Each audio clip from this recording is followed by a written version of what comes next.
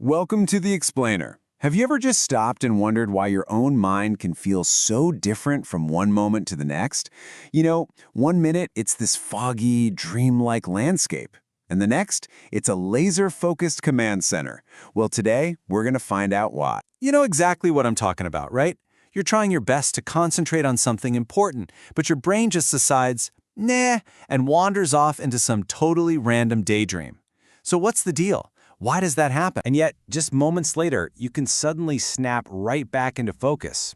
All that mental chatter just vanishes, and you're thinking in these clear, logical, step-by-step ways to solve a problem.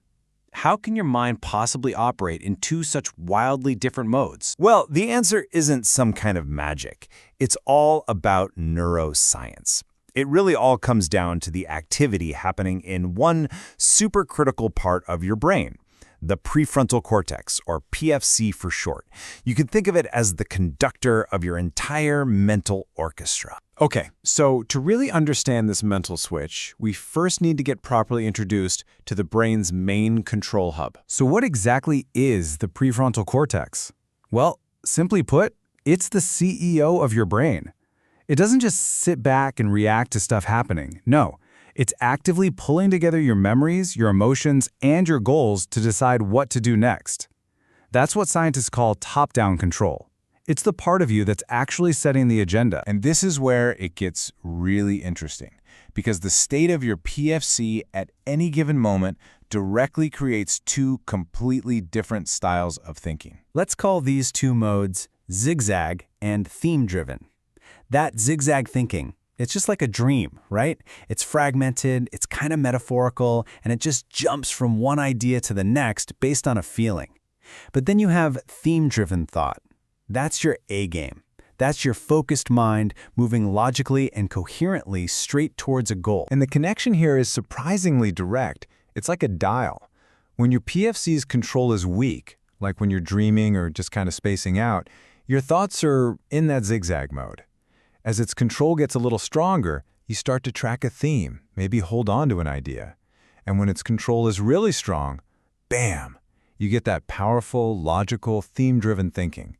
So yeah, the level of PFC control, it's pretty much everything. But here's the twist. The PFC isn't a solo act. It's not working in a vacuum. It's actually in a constant power struggle with two other major players inside your head. Let's meet the brain's power trio. First, you've got our PFC, the cool, calm, and collected executive. But it's constantly getting input from the amygdala. That's our emotional driver, the source of fear, desire, all that gut reaction stuff. And then there's the hippocampus, the brain's memory archivist, serving up all our past experiences, whether we asked for them or not. And here's the absolute key. Your internal experience, what you are thinking and feeling right now, this very second, is just the outcome of a constant negotiation, a tug-of-war, between these three forces, between logic, emotion, and memory. This battle for control basically explains it all. When your PFC's grip is weak, guess who takes the wheel? Emotion. And that leads to impulse, distraction, and that dreamy, wandering mind. But when your PFC is strong, logic is in the driver's seat, steering your thoughts toward your goals on a clear, coherent path. Now, this idea of PFC control actually goes way deeper than just focus versus daydreaming. We're about to zoom out, because this model might just help us understand the entire spectrum of human consciousness itself. And it all boils down to something that is, well, it's just beautifully simple. The line that separates a truly unconscious act from a subconscious experience isn't some big mystical barrier. It's simply a question of whether or not the PFC is involved. Let's make this concrete. Take a look at what can happen while we're asleep.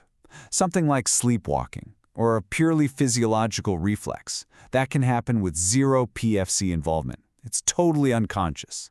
But a wet dream? That's different.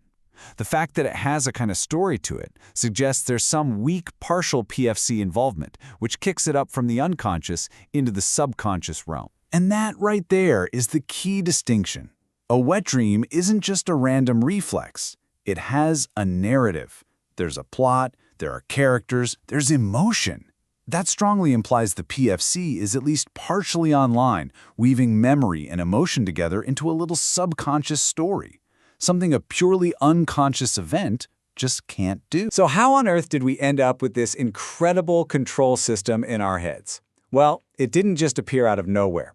It's actually the result of a very long evolutionary journey toward a more centralized brain. You can literally see this ladder of control building up over millions of years.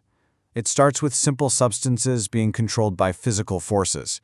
Then you get to invertebrates with their distributed reflex loops. Then to other mammals with a more semi-centralized brain. But in us, in humans, you see the absolute pinnacle of this process, a powerful, highly centralized system that is totally dominated by the prefrontal cortex. All right, we have covered a lot of ground, which brings us to the biggest question of all. After everything we've talked about, what is the mind, really? And the answer might actually surprise you. The mind is not a thing. It's not an object sitting inside your skull. It's a process. It's this dynamic state of controlled, integrated flow. It's the music that's being played by your mental orchestra with the PFC as its constantly changing conductor. Let's just let that sink in for a second. The mind isn't in a place. It is a state of controlled flow. It's the coherent activity that's happening inside your brain. It's a verb, not a noun, and that's a huge idea. And that leaves us with one final kind of mind-bending question to think about. If your mind is a state of control, orchestrated by your PFC as it battles with emotion and memory, then who or what is the one in control?